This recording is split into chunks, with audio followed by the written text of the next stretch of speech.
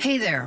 Welcome to the Pine Island Experience podcast. I'm Joanna Anderson with my husband, Trygve. Each of our episodes will be conversations with fellow Pine Islanders. The goal of our podcast is to share with you our experiences, what we have found to be fun, and what makes the Pine Island experience so unique.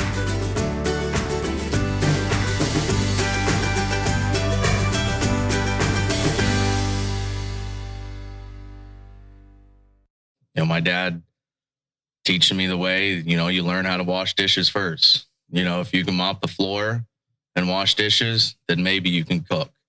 So, by the time I was,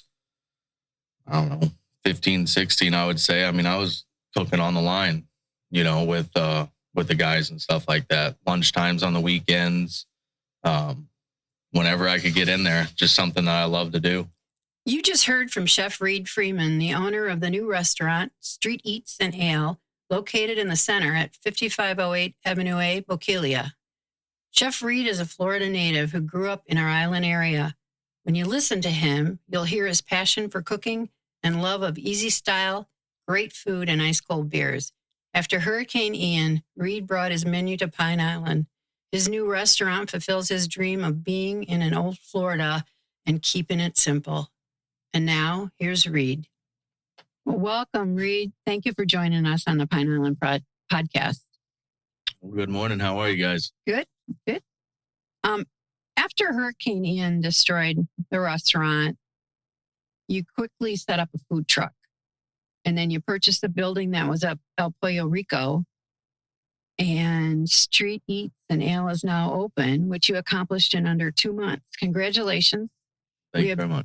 We have dined in your new place a couple of times, and it's an excellent experience. Can you tell us what it was like growing up in the area? It was a lot slower, a lot less people, but it's a beautiful place. The beaches, the water, the fishing, things like that. Nature is, becomes second nature. It's just something that you just fall in love with. I left for a couple of years, and then of course Florida just calls you right back. Just the experience of being able to go fishing, just walk around in the mud flats, the nature preserves, it was awesome. You take it for granted, because you as being here, you meet people from different parts of the country, and they don't have stuff like that, and people run to go see the sunset every night. And I'm like, I've seen that my whole life. I don't understand it. Dolphins and manatees. I see them all the time. It's something that we just grew up with. And it's like, why do these people go? But it's something that the beauty of Florida has that other places don't have. We've actually experienced that a little bit. We enjoy cruising. Yeah. And if you do a Caribbean cruise, most of the excursions are about going to a beach. And we're like, why would we go to a beach? You get spoiled very quickly. To your point, you see it every day. You experience. If we want to go to a beach, we can go to a beach. You don't have to do something special. Yep. Most people from Florida vacation in the mountains. People from the mountains, rural areas, vacation to the beaches. We run from the beaches. At least I know I do. People ever say, hey, you want to go vacation Panama City? Nope. No. I'm good. Take me up to Blue Ridge? Okay. Yeah, there you go. That's like us. Now, your dad bought a restaurant when you were 11 years old. I was reading about you, and you helped him when you were 11. And what was that like? What did you do when you worked in your family's restaurant? Besides getting yelled at for being in the way, Yeah. Just fun things, shucking oysters, peeling shrimp, just learning how to cut fish. Back in the day, it was smoking oyster was way smaller than it sits right now. It was literally a screened in porch was the kitchen, Weber grills, Walmart box freezers. And it's just grown over the years, but it's just fun, man. Just eventually learning how to cook, my dad teaching me the way, you learn how to wash dishes first. If you can mop the floor and wash dishes, then maybe you can cook. So, by the time I was, 15, 16, I would say. I mean, I was cooking on the line, with the guys and stuff like that. Lunch times on the weekends, um, whenever I could get in there, just something that I love to do. Always be around restaurants. Ever since I was even younger than that, my mother worked at the original Snug Harbor, and I was, you know, 6, 7 years old, running around in the kitchen then. So just something, the awe of the kitchen has always been something I've wanted. And you went to the captains and filleted their grouper for them, right? When you were young? Did I read that? Oh yeah. No, when the getaway marina and stuff like that, one of my friend's dad, Captain Howard, was the captain there, and I would go and pretty much just first mate and stuff like that for free. But I would go and fillet the fish, for all the people coming off the boat and stuff like that. So it was just fun. It was kind of like a little thing I would go do. Mm-hmm. And you ran down to the shrimp dock. Oh yeah, that's a beautiful sight down there. Yeah. No, the shrimp docks was fun. They running around there fishing all the docks as a kid. Running around with a fishing rod. Catching snook and tarpon, getting chased off the docks. So. And then at the restaurant, you ended up managing the kitchen, right, for a while, and then you took over the restaurant. Yeah. For the most part, I went off to Cordon Bleu, graduated culinary school, bounced around kitchens for a little bit, kind of like, not to say I thought I was going to Cordon Bleu. I didn't want to cook bar food anymore. So I was like, I want something better. So I cooked at the fine dining restaurants and went off, worked at the Cowboys Stadium in Dallas. Eventually, like the prodigal son, make yourself home, make your way back home. And when I came back, though, I had the knowledge of 5-star ingredients, fine ingredients, and listening to chefs always tell me, don't cut the quality of ingredients. Don't just serve a bunch of quantity. Just don't serve a bunch of crap on the plate. So I was able to come back to the restaurant, with my dad, and we worked on things and pretty much started changing things and, getting, we've always done fresh Gulf seafood and things like that. But one point we were bringing in fresh scallops from New Bedford, Maine. It was, everything was top notch, and that's, the day before the storm, that's the way it was. Every bit of our ingredients was top notch, something that you would get at a fine dining restaurant, at a casual dining restaurant price, experience. Our steak, because there's always the people that go to seafood places, and there's that one that doesn't want seafood. They want a steak. But you always go to the place and you get a steak and it's junk, it's leather. So our strip, well, we didn't do it New York strip. I did by the butcher block. So I did it by the market, whether it be a sirloin, a ribeye, a filet, whatever it could be. But I would do a lot of the ribeyes and the fillets that were coming off the same line of meat that was for Ruth Chris's prime cuts of meat. And I was serving that for our steak, and people just loved it. That's the things that we did is I never cut quality, on ingredients. I would pay the extra money, not make as much money as other places did, but you're putting out a better product. And that's why the SOB had lines out the door, from the people that worked there, the servers, everybody loved them. They've been there for years, the cooks. We did it right. So if we can go back to Cordon Bleu, so somebody who obviously loves Florida, born and raised in Florida, that had to be a culture shock, for lack of a better word. So what does it go like from like kind of smaller, slower, always good weather Florida into another country? And, just that whole experience about going through school and such a different, not that it wasn't a great education, but just very, very different from what you were used to. It was different. Fortunately, I didn't have to go to another country. They had Le Cordon Bleu in 2 locations, Paris and in Orlando. So I was able to go to Orlando Orlando Culinary Academy, Le Cordon Bleu. So Okay. that was their offspring. Yeah, I wouldn't have. I don't know what I would have done if I had to go out there. I mean, I was thinking about going to Rhode Island, Johnson and Wales. Mhm. That's a really accredited school. Culinary Institute of America, New York. But I've seen snow. Never seen snow in my life. Didn't really want to freeze. So when, my dad and my mom, we were all talking about it, and they're like, well, there's Le Cordon Bleu in Orlando. Sign me up. I could stay in the sunshine. So I went up to Orlando for 2.5 years. Oh, okay. Oh, wow. Because I was thinking, language barrier, currency, but time zone differences to stay in touch with family and friends and so forth. So I didn't know there's an Orlando location, but then how convenient. Yep. Good. Yeah, no, they pulled out. Le Cordon Bleus, they're no longer in America. Okay. Yep. They only do Paris.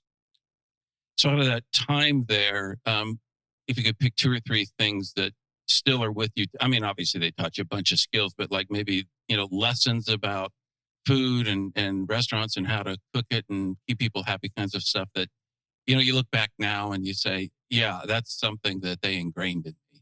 Oh yeah. Le Cordon Bleu was an amazing school. I wish I would have probably put more effort towards it when I was there.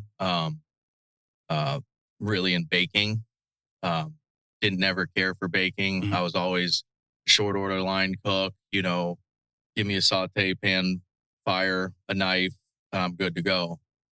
So, but learning how to take everything from its natural form and to cut into a primal cut of meat fabrication, was one class that really stuck out to me. I mean, in one day, we cut, cooked, and ate like $9,000 worth of filet. And they do that day after day. I mean, it's big school. I mean, there was 100 something kids in my class. By the end of it, there was only like 30 that graduated. But so the people were there, and just the different ingredients, beluga, the fermented duck egg, crazy ingredients. They had truffle mush, the black and the white truffles and lock boxes. Just stuff that I've never even handled since I've left school. Mhm. It's just things that you never see. But they would, at the end of your time, you would do 3 months in the restaurant. They had a restaurant in the school, and you did everything from hostess to janitorial, and you worked every single position in the entire restaurant until you made it to the executive chef. And then after that, then you were the GM. But you know, it was amazing. I mean, and the teachers, the chefs there were top notch. I mean, it was rough. I mean, it is. And this was, kind of when Food Network was just kind of coming out to TV, and the chefs scream at you. I mean, they really do. I mean, it was no joke there. I mean, they didn't like your food. They threw the whole plate right in the garbage, told you suck, go back and make it again. They didn't say suck though. But so Something in French, maybe? yes, but yeah, we had Philippine chefs, French chefs, German chefs, you name it. I mean, it's just garde-manger. I'll never do garde-manger in my life again, but I had to learn how to do it. It was fun. Fun experience. Oh yeah, all the different regions, great. Well, tell us about you and Natasha. How and when did you meet? How long have you been married? What was it like working together in the food truck? Oh yeah, that was fun. Yeah, what doesn't break you makes you stronger, right? But no, it was. We've been together for going on 6 years. Been married going on 3 years. Known each other for a while, but she does hair for a living. She's a hairstylist, but she worked the restaurants, before she ever did hair. She was one of the managers of the old Sanibel Grill back in the day. So she's always had the hospitality industry in her. but getting the food truck was something different. You know, she'd come out on nights that we needed the third person to work the window, and she would work the window. While me and Jason, my kitchen manager, he'd cook with me. And then when it was just me and Jason read the window and I'd cook. You know, I deal better with cooking, not people. So that's why I've always stayed in the back of the house. Now they got me bartending here. I don't know how that's going, but we'll see. Is that better than what? No, I'd much rather be in the back. You want to be in the house. back? Oh yeah. I look at the, you know, right now we're obviously serving out of the food truck while the kitchen's being remodeled, but I just stare out the window like a little lost puppy. Like, I just want to go cook. Like, just leave me alone. Just let me go cook, you know, but. Did Natasha enjoy it? I mean, she knew it was temporary, right? Oh, yeah. But did she enjoy her time in there? Yeah. I'm sure she loved it. Probably didn't like working with me much. You know, I'm pretty demanding in the kitchen. Oh. So, you know, you better get the food out and you better get it going fast. We got to feed these people. We got to feed more people. So that's kind of something you learned at Cordon Bleu that you've kept with you as well. Then? Oh yeah. Oh yeah. It's fast. It's a race, you know, I mean, it's a constant race. I mean, you see a ticket, you see an order. I mean, you grab that as fast as you can, you start cooking. I mean, things have changed in the years, you know, it's a lot slower, you know, slower pace. And I can't come to grips to that, you know, and I mean, the guys that cook with me and stuff, they're all with me. I mean, it's, you know, it's kind of fun, a battle. Hey, how fast can we get this ticket out? Bam, 4 minutes, you know, 2 burgers and fresh fries. Bam, gone. You can't go to most fast food restaurants and they're not going to be able to do that. These are fresh cooked patties, right? You know. Well, people are impressed with that too. You're turning it around. Oh yeah, no, people like the fast and the convenience of it. You know, of course, there's hiccups and everything. You know, something's always going to happen. Probably going to say this today, and we'll lose the ticket and have a 10-minute ticket time. No, that's just Murphy's Law. But so, talk a little bit about the. I think in previous conversations that you've talked about wanting to have a business on Pine Island. Kind of what was the attraction and the draw, and you know, and we asked from a perspective of. We didn't know about it till somebody introduced the island. I mean, we didn't have the benefit of growing up in Southwest Florida, and we still tell people we live on Pine Island. They're like, "Well, where is that?" So, although you had the advantage of growing up here, the kind of the attraction and the goal to eventually have a business on the island at some point in time. Oh yeah, no, just the laid back. I mean, always coming out here and fishing. You know, with friends. You know, my dad, something like that, or was going out to the waterfront years ago. Just something always drawed me to this island, just the laid back, more rural feeling. And I mean, obviously, you know, tourism is money, but at what extent? I mean, it gets tiring after a while when you get hammered all day, you know, for weeks at a time. You know, it's great, but at the same time, it wears yourself down. It wears your employees down. Here, it's, you know, just laid back. You know, I mean, of course, it's busy when tourism comes and things like that, but it's fine. You know, it's just kind of I close on Monday, you know, never been able to do that in years, you know, go fishing in the morning, come here, check the coolers, do all my office stuff and go home and eat dinner, you know. Can't think of a better opportunity, right. You know. And how long, kind of from the first idea of getting a business on Pine Island to the fruition of establishing Street Eatz, how long did that process take? When I decided I was going to come out here? Yes. Oh, it took 2 days. Oh, 2 days. Yeah, I talked to Mike. So I'm in a lease agreement with a purchase to buy. Obviously, business, everything goes well. You know, we'll definitely go through with it. I just wanted to see how this concept would work out here, and got a really good feedback so far. You know, so I know I'm in it for the long haul.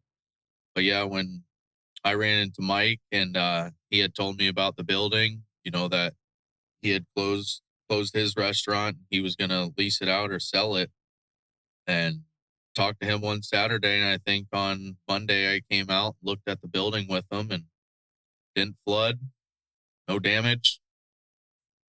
Building's from 1952. It survived everything. I think it's winner chicken dinner. So I said, okay, let's go. And so from mid-February to mid-April, I was building out the bars and building the tables and cleaning everything, repositioning plumbing things and just getting it ready, threw everything I had at it. My house still, granted, I'm in Fort Myers, so got a roof over my head, but there's crap that got destroyed, and it's just sitting there right now because I threw this is me. This is what I do is restaurants. And I couldn't let this opportunity pass. I had to go. And how'd you come up with a name? Food trucks. The versatility of fusion kinds of food. My first job out of culinary school was at Roy's, when Roy's was Roy's. When Master Chef Roy Yamaguchi was still a part of it, it was Roy's. We were getting fresh fish delivered from Honolulu to Pagefield. Go pick it up, bring it. The Asian, Hawaiian influenced food, the fusion style food just has always been at the, everything I want, everything I did. A lot of it was some kind of fusion food. So with Street Eatz, being able to do the fusion food, because you kind of throw in different things, the smash burgers, the Cubans, do some different tacos, peanut butter and jelly chicken wings, like boa buns, smoked pork belly, just off the wall things, but still focusing on the fresh Gulf seafood here and things like that. And also me closing my kitchen down on Sunday and bringing in food trucks.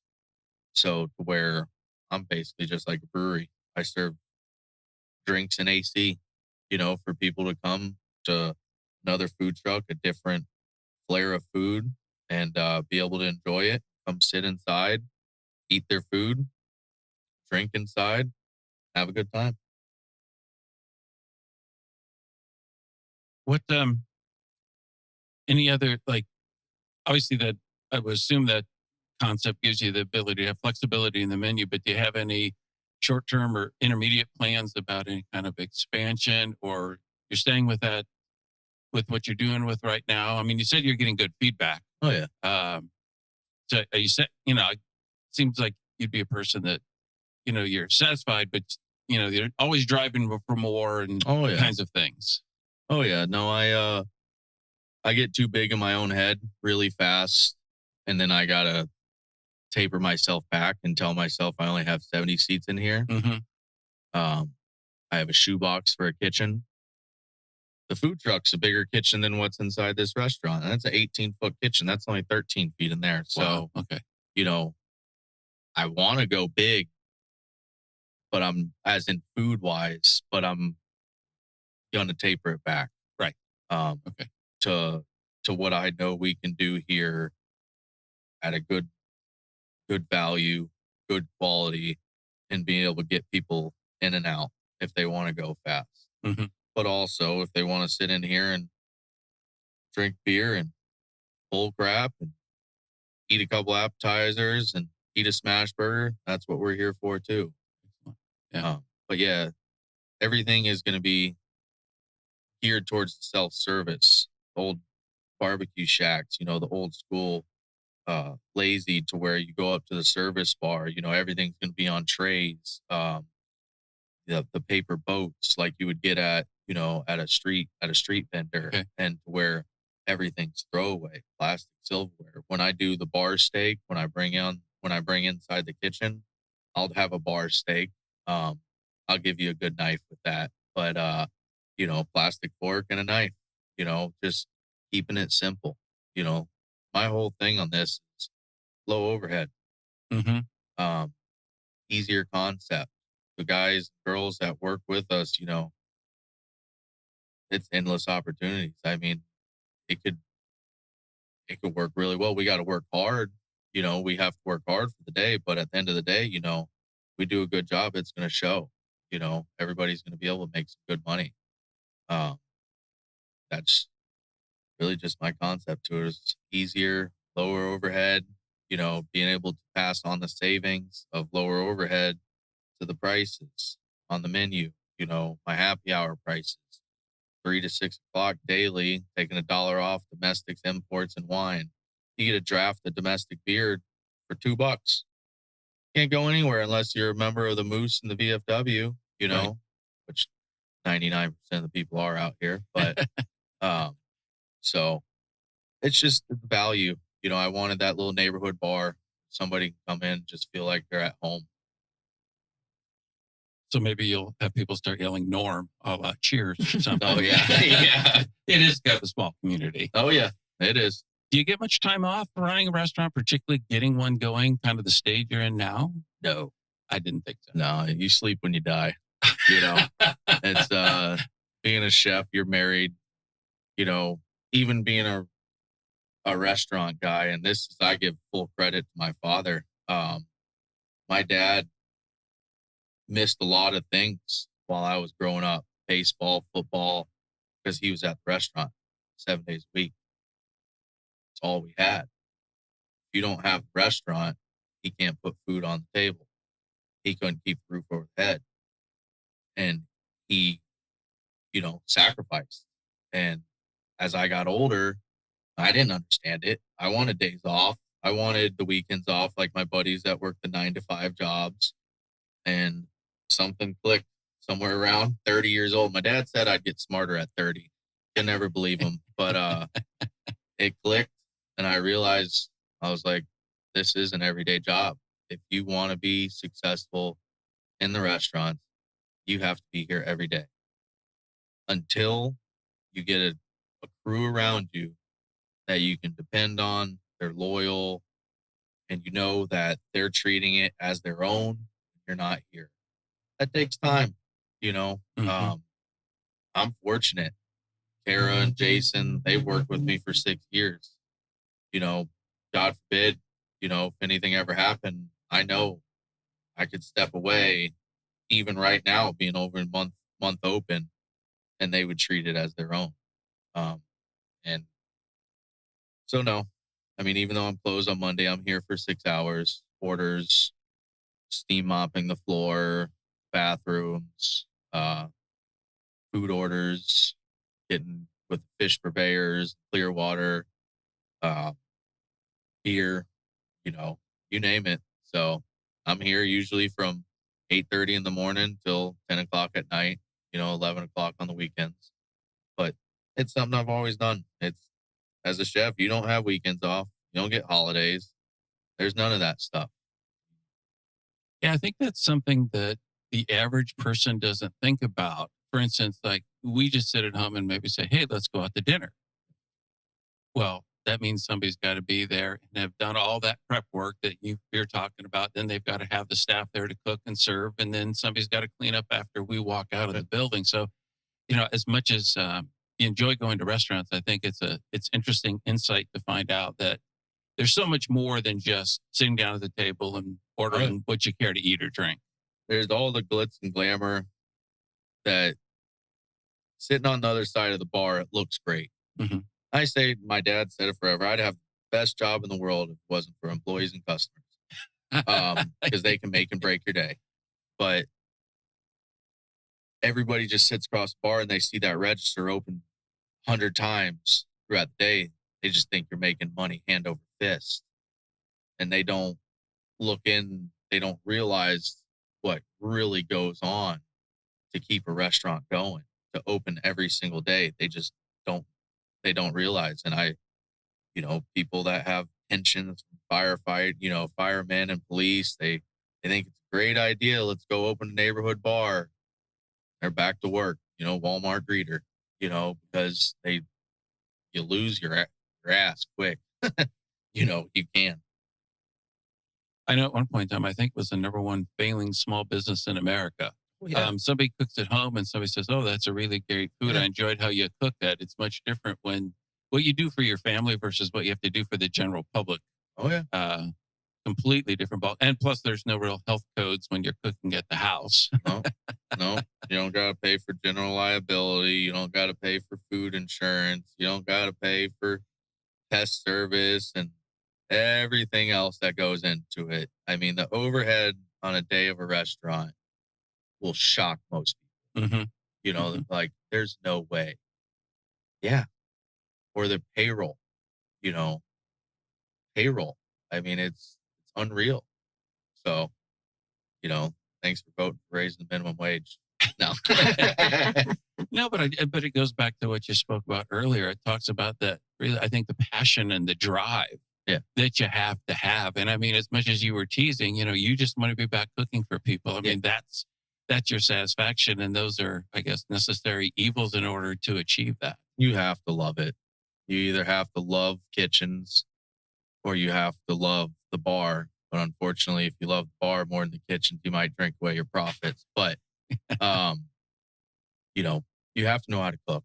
And you said it. Somebody thinks they make a good dish at home. Like, oh, people love this. And then your aunt, uncle, everybody tells you should open a place. They would love this.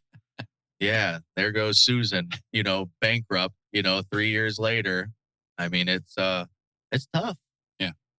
You know, I tell people all the time, don't do it. Don't open a restaurant. If you've never done it, if you've not been in the food industry for years, do not do it. I mean, it's not a good gamble. Well, we've had multiple pleasant experiences and we're trying to do some advertising on the street for you, but what you're doing right now is working. Yep. And, you know, continued success on that. You know, on Sundays, you're helping out other food truck celebrities. That's fantastic. And maybe that's a good way to see if they want to go to a restaurant someday too. I don't know if that's true, but you supply the power for them. Oh yeah. You know, you supply this facility, you know, when people come in for drinks and eat here, that's wonderful. Yeah. How has that been working out for you on Sundays? So good. Yeah. You know, it's they've been busy. So then the community is very friendly. They come out, you know, I think they just enjoy the diversity. That's something that's different. So it's worked out really well. The guys and the girls that come in the trucks are extremely thankful, you know. Is it a variety of trucks or do the same people kind of come every Sunday? I rotate it now. Rotate it. Okay. Yep. Rotate every Sunday, you know, and then I'll get to a schedule eventually, you know, and get things going. Is there a Facebook page or in case people are interested about what food trucks may or may not be here on a given Sunday? So we post the schedule every week, SEA.Bokeelia for our Facebook. So every twice a week we post their menu, when they're coming, things like that. Excellent. And you have one truck on a Sunday, not two. Okay. Just one right now. Just one. Yeah. We'll see how it goes for season. You know. Yeah, you might. Yeah. They might end up needing two. So that's very nice of you to do that. Yeah. It's been busy. I bet it has. That's fabulous. You can provide that. So I think we should talk about the menu. Your seafood. You talked about the smash burger. Is that your favorite? Oh yeah. I mean, I can eat burgers, you know, twice a day, but I mean, we do a really good blend. I mean, it's pretty much a steak burger cooked in its own fat. You can't get better than that. But all our grouper, Gulf domestic, shrimp, Gulf pinks. The garlic spicy spicy shrimp. Garlic shrimp. That's a good one. Yep. Very, very good. That's, you know, for the old SOB crowd that remembers the garlic Dungeness crab, you know, spicy crab sauce. It's pretty much the same sauce, just tossed on peel and eat shrimp, you know, more of like a Hawaiian style food truck where they do the spicy garlic shrimp out there over jasmine rice. Mm-hmm. So similar concept. And your smoked fish dip. Oh, yeah. Oh, that is amazing. You brought that here. Yeah. That's amazing. Yeah, good smoked ahi tuna. Can't go wrong with that. And we talked about your hours and you know, you're open Day Tuesdays through Sunday. through Sunday. Yeah. Yep. Perfect. And what hours on Tuesdays through Sunday? So Tuesday through Thursday, we're open from 11 to 9. The kitchen closes an hour before, so 8 o'clock on the kitchen. Friday and Saturday, we're open 11 to 10. Kitchen closes at 9. For the food truck Sunday, we're open 12 to 6. Oh, that's good to know. Closed on Monday. Fishing. Yeah, you go When you're fishing not on doing the Monday. bookwork, checking the coolers. Yeah, that's after. I go early. I fish. Oh, okay. I fish early, and then I'm here in the afternoon and check on So you everything. fish out here? Or where? Oh, yeah. Oh yeah, you do Oh, fish yeah. it. Do you Okay. bring it back here and cook it? No, not usually. You know what? Actually, I catch and release everything. I don't Okay. keep any of the fish. Okay. Our water has gotten beaten up too bad Yes. for me to go out there and cook a fish. No. I'm not gonna. Just something conservation for me. I know I'm not doing much, but Yeah, every little bit helps, right? Yep. I guess we're starting up a restaurant like vacation, travel, hobbies. Those are pretty much no, they're not gone. existing here, and they don't exist right now. No, they're gone. Sunday? Someday. In September when it gets real ghost town. I mean, even on the beach, we would close for 2 to 3 weeks, Mhm. whether it be remodeling, but we always big deep clean, pull all the kitchen equipment out, pull every gas orifice and everything out, just clean and sanitize everything. This September I might probably gonna close for a couple days and haven't figured out when. But like next September is when I'll close for a couple weeks in September. So give us some time off and so I'm gonna work it hard for about a year, 18 months. Right. And then take a little break. Maybe go to a ball game. Oh What are you yeah. talking about? I'll sneak away if I can. Yeah. I'm actually going up to Blue Ridge to build a fly rod with Bill Oyster. So that's in September 2024. That's how far he books out, years in advance. Wow. So this has been wonderful. Well, thank you guys for having me. Appreciate it. You're very, very easy to talk to. Very interesting person. Sometimes just don't find me in the kitchen when we're When busy. you're I'm young, not- but yeah. if he's behind the bar, come talk to Then- Reid. then we'll Otherwise, talk to you. leave him alone. Yeah, leave me alone. Yep. No, I enjoy it. I've always had the gift of gab. Even as a kid, my dad, you just talk to anybody. So I love being behind the bar, but of course my true passion is the spatula and fire, and a piece of protein. That's what they don't talk back. It's easier. They don't shake the glass at you. So Well, maybe they'll let you back there sometime. someday we'll see. I don't know. Jason's got to go in tight ship right now, Yeah. so he might not let me back in. Well, thanks so You much. got a great thing going and continued success. Appreciate it. Yep. That's the goal. We'll be here. We hope you enjoyed our Pine Island Experience podcast. If you have any ideas for us, people to interview, or any comments, please feel free to email them to us at pineislandexperience@gmail.com. That's pineislandexperience, all one word, @gmail.com. Don't forget to like us, and you may subscribe to this podcast using all the major catchers like Apple iTunes, Google Podcasts, and Spotify. Thanks again for listening, and remember, island life is a constant vacation. We'll see you on the next podcast.